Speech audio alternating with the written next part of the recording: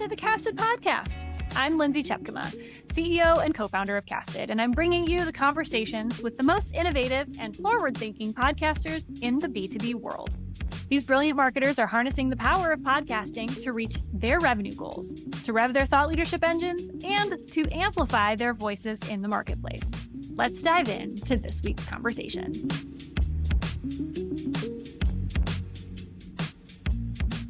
I am James Gilbert, the Chief Marketing Officer here at Flip. All right, James, I am excited to talk with you because you have lots of experience, not just from a podcast, not just from 2 podcasts, not from 3 podcasts, but from how many podcasts have you done? I've done 4. 4 podcasts. That's crazy. Over how many years-ish? Let's see. First one was in 2013. Wow. So it was like right when the podcasting was getting real, That's Joe before Rogan a lot of people even knew what they were. Joe Rogan wasn't even really known then. Yeah, it's so crazy to think about. Like, I remember those were the days that people were like, a what? A pod what? And they were even called podcasts because of like iPods. Yeah, the first podcast was actually called Marketing Cupcakes. I don't even think that you can find the episodes anymore, but it was actually me and my brother. And we owned a consulting firm helping people with their marketing. And we told this story about us going to businesses with frozen cupcakes. Like, we would show up to people's businesses and we would be like, we know you don't know who we are, but we can help you with your marketing. And we brought some treats because we're the Marketing Cupcakes. Like, that was the podcast name, right? So we started the story just telling this one little thing. And it kind of morphed into, I think it only reached like 8 episodes. And then we both decided like, we don't really want to do this anymore. I love that because that's actually a great segue into what we're going to talk about, which is how podcasts begin. And while I don't believe there's a one-size-fits-all journey, there is no equivalent of buyer's journey for podcasting, but there are stages. Thus, this maturity curve that we put together where quite often a brand, a CMO like yourself or your team will go through specific stages of like, it's an idea. And that idea becomes a thing that's recorded, stage 1. And then stage 2 is it's that idea that's recorded becomes a show. There's a steady cadence of this show that's being produced and it's about producing the show. And then it's like, oh, wait, we have a show.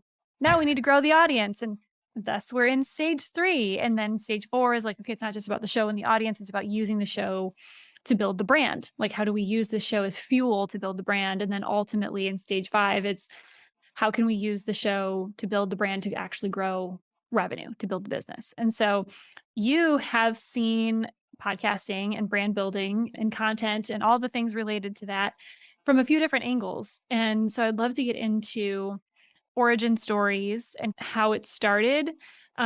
Yes, at Flip, which also used to be Red Route, and also in the past from different shows. So where do you want to start as far as origin stories and some of the different stages of evolution that you've seen just firsthand? Well, if we go back to some of the beginning that we talked about a little bit, when I very first started the first podcast we did, it's interesting because then it was about content creation. Mm-hmm.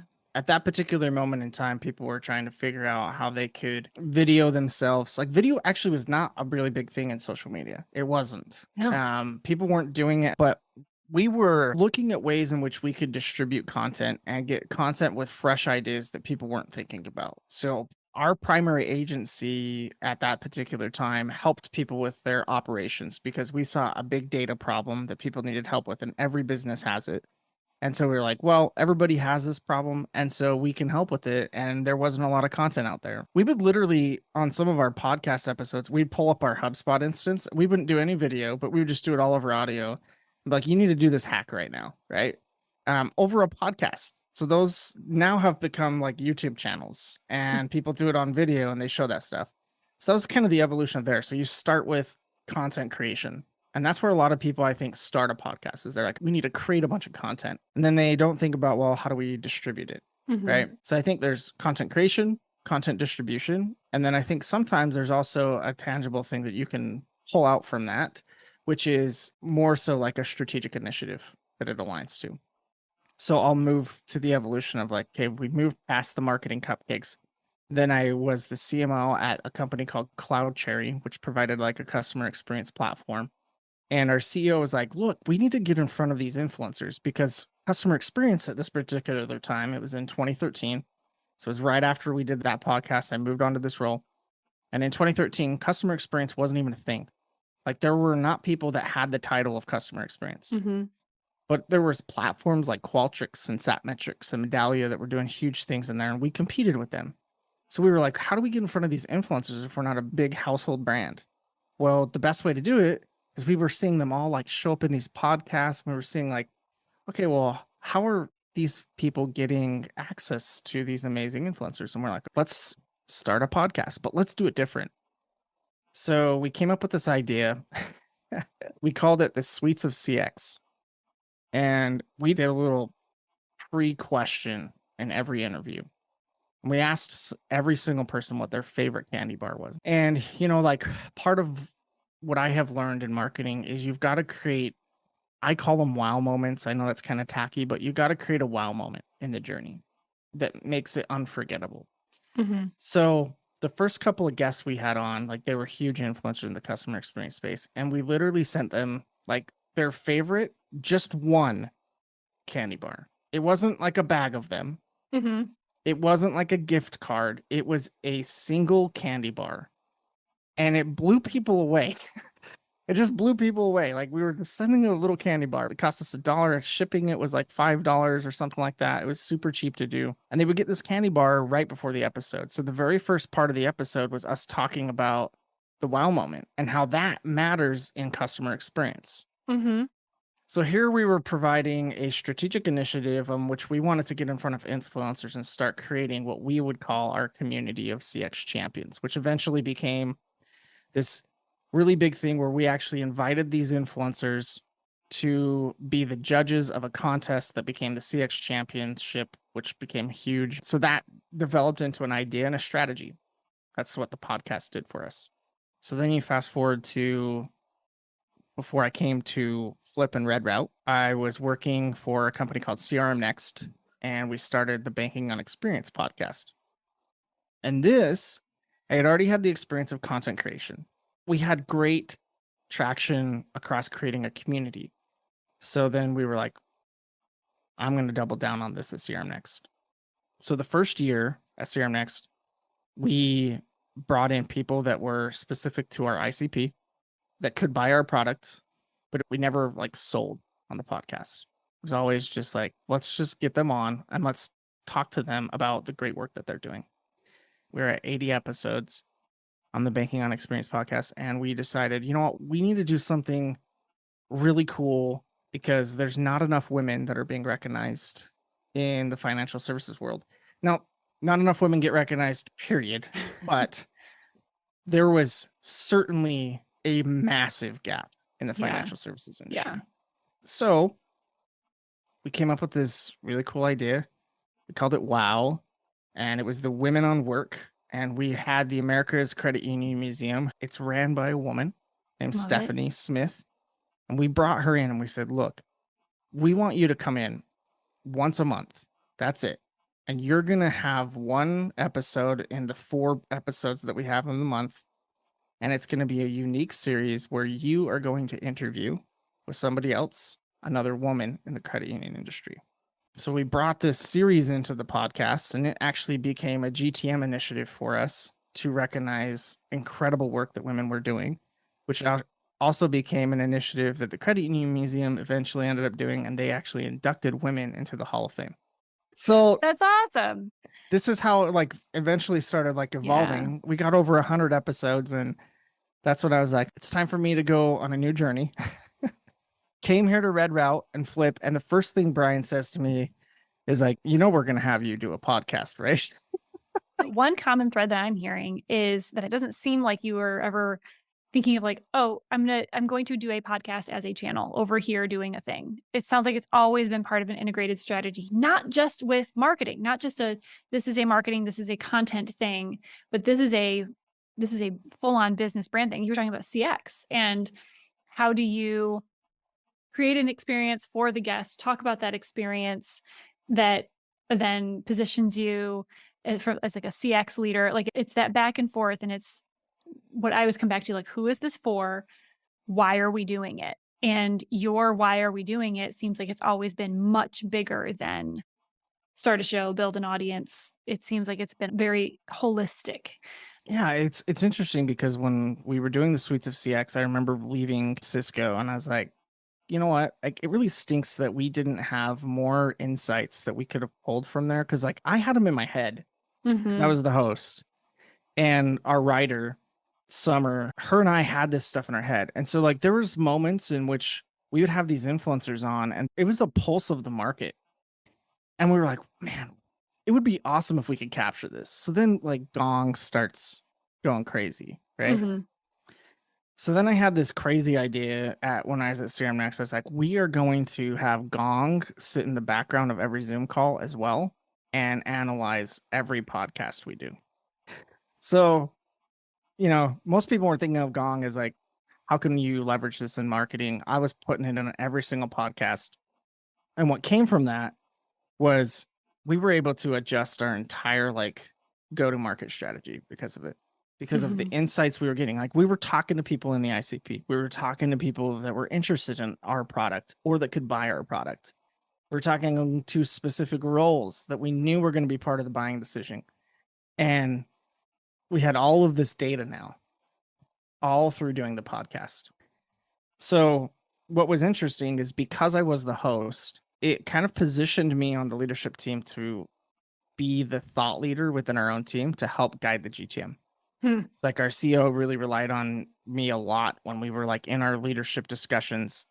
Like James talked to us about what's happening in the market, like right now. Because Yeah. like you can have a pulse, you can hire a research firm to spend thousands and thousands and thousands of dollars, or you can do a podcast and invite the right people. Right? That's the clip right there. It's like you can hire out all kinds of research, you can do all kinds of analysis, or you can do a podcast. And nothing really compares to talking to your customers and hearing how things are going and talking to partners and talking to industry leaders and individuals who are living it every single day and hearing how they're innovating, how they're overcoming challenges, what they're challenged by. And what they're seeing firsthand. There's a lot of ground covered with every single conversation. It's a relationship building, it's trust building, it's teaching, and it is obviously helping you connect with your audiences in a very human way, right? Like that's very humble and that's very authentic and that's very curious to say, how can we ask the questions that we want to hear and we want to know the answers to because it'll make us a stronger business and will also be of interest and relevance to our audience. That is so key. There's this constant pressure to more, perform, measure, convert.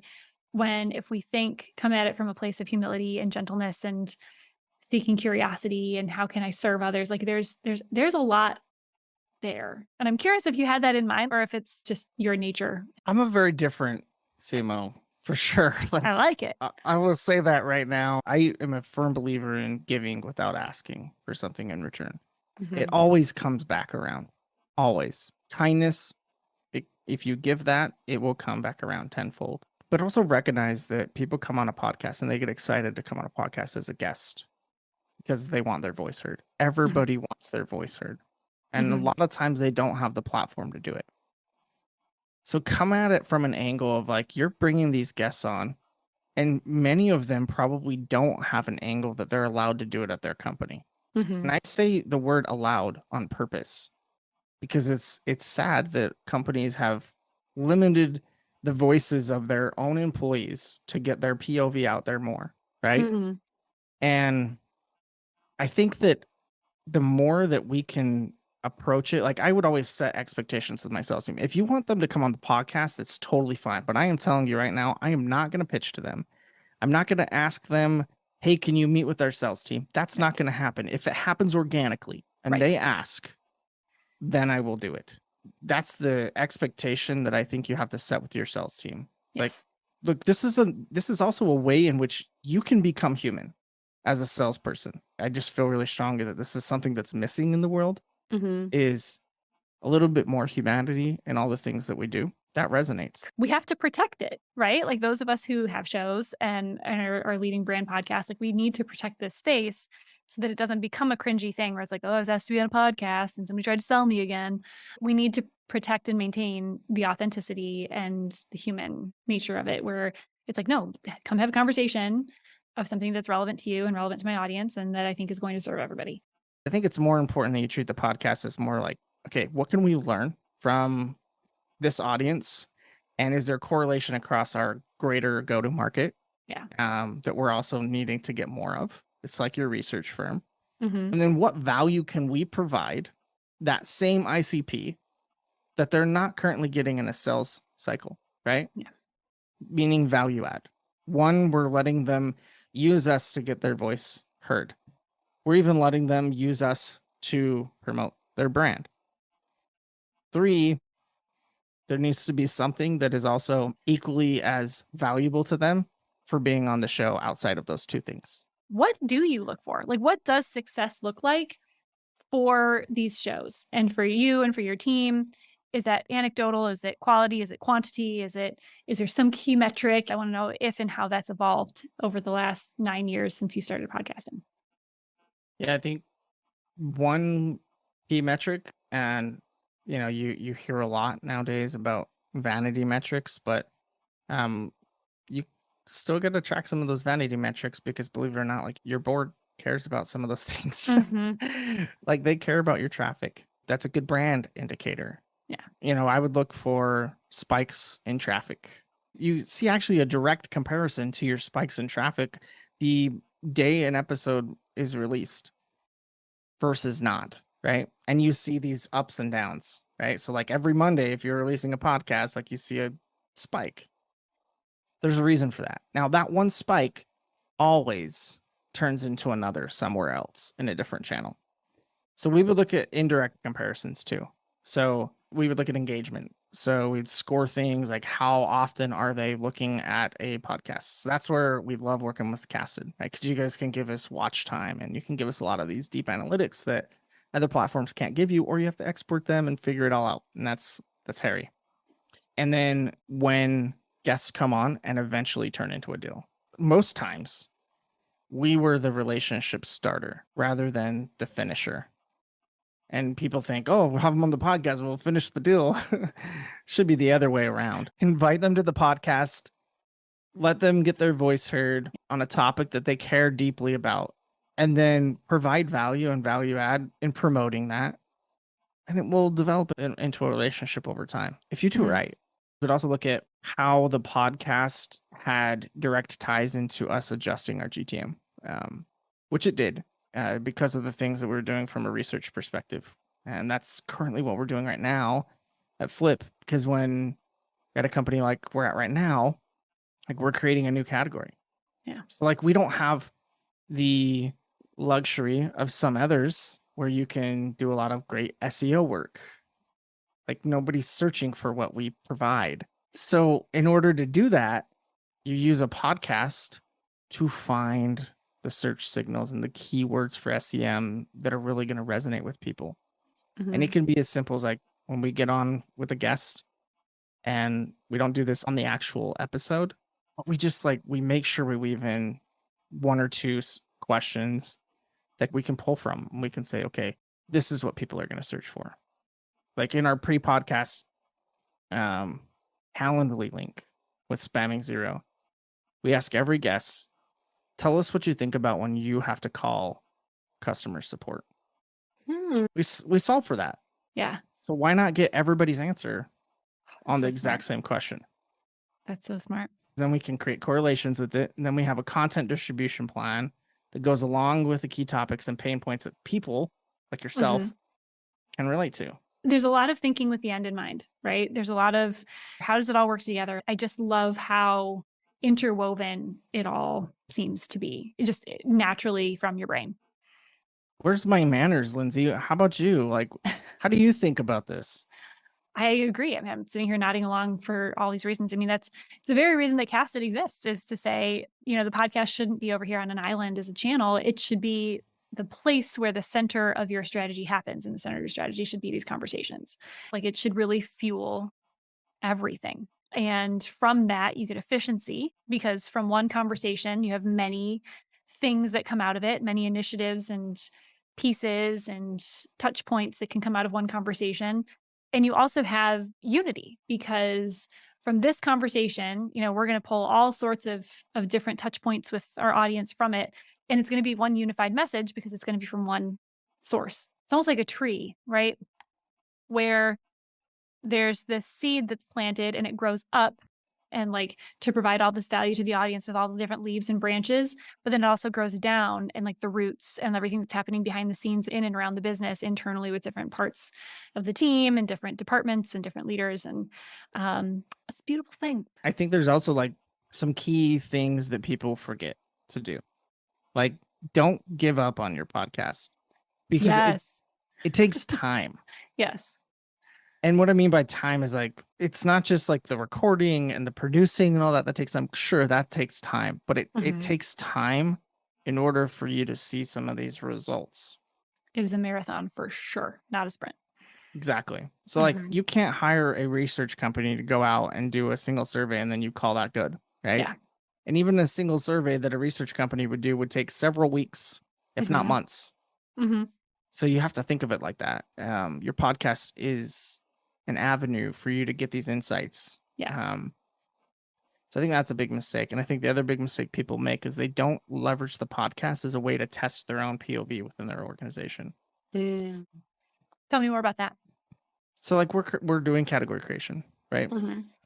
Our POV started off with before we became Flip, it started off with we're solving the capacity problem. That was our POV, right? You have all these agents and they do all this work, but automation needs to help with it. Well, that wasn't resonating terribly well with people because people wanted a more human experience. So then we started testing the POV more and more on some of the podcasts. We would ask guests straight up, what do you think about when you think about calling customer support? The answer to that helped develop our POV to what it is today. Well, we provided an Alexa-like experience. That's something that I don't think enough businesses do, because you as a CEO, you have a line of sight that no other leader has, is that you're probably talking to more customers. You understand how your business is flourishing through the market better than anybody. You understand the pains and challenges that you're having as an organization better than anybody. But when you have somebody that is not the CEO run the show of the podcast, it gives you another angle that then the two of you can figure out how to adjust your GTM. And that's what I think can adjust the POV. And so I think that more senior level marketers, because they're closest to the content and typically do have a line of sight into some of the customers, they should be inviting them to the podcast. Then I think that it also allows them to help adjust messaging and positioning, which is exactly where it should be coming from, is from the leadership team.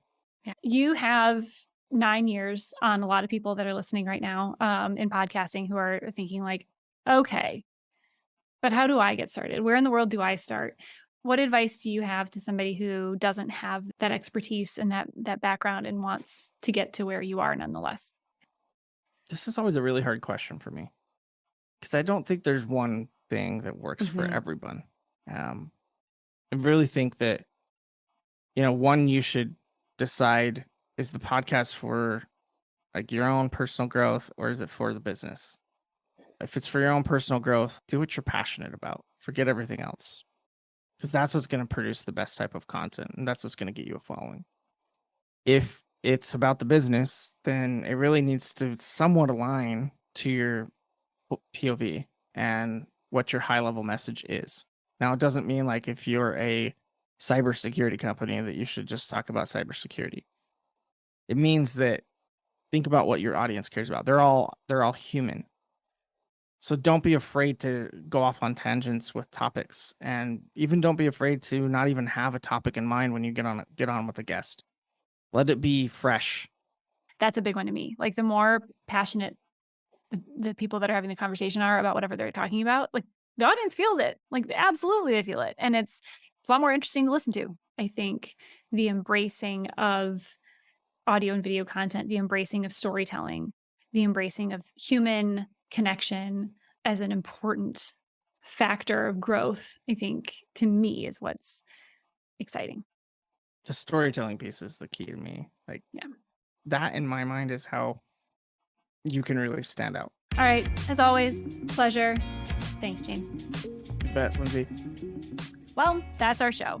Thank you so much for tuning in. And if you are ready to harness the power of podcasting for your brand strategy, make sure that you click the link in our show notes to subscribe to the Casted newsletter and all of our shows, and for all the latest content from our team of experts to yours.